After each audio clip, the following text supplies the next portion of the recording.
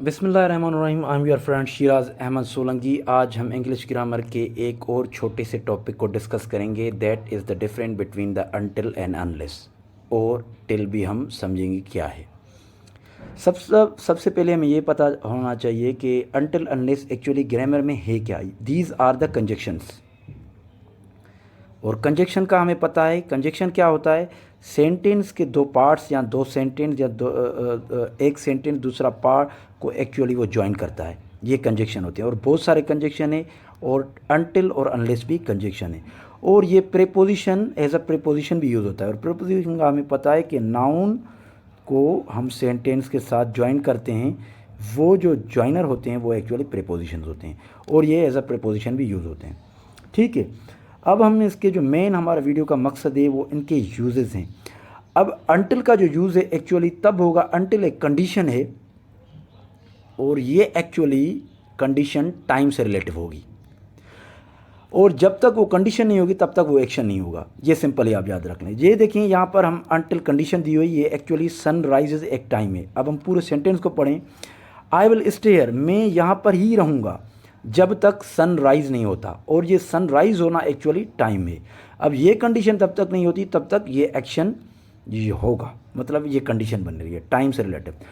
Unless भी condition ही है, मगर ये जो रिलेटिव है वो एक्शन से रिलेटिव है।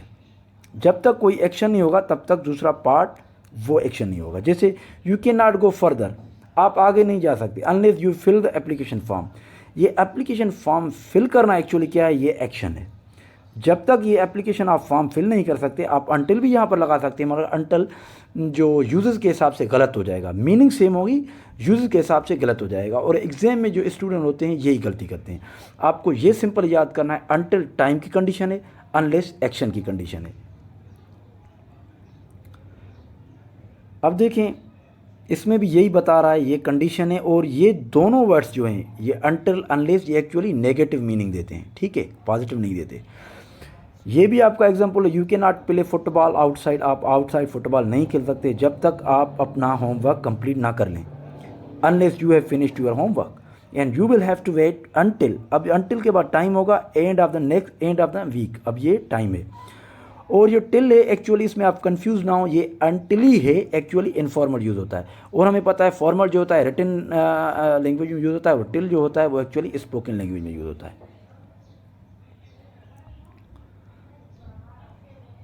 अब हम ये देखें, कैन दूसरी एग्जांपल देखें, he I can not get TPC report until, अब ये टाइम होगा नेक्स्ट टाइम, नेक्स्ट वीक।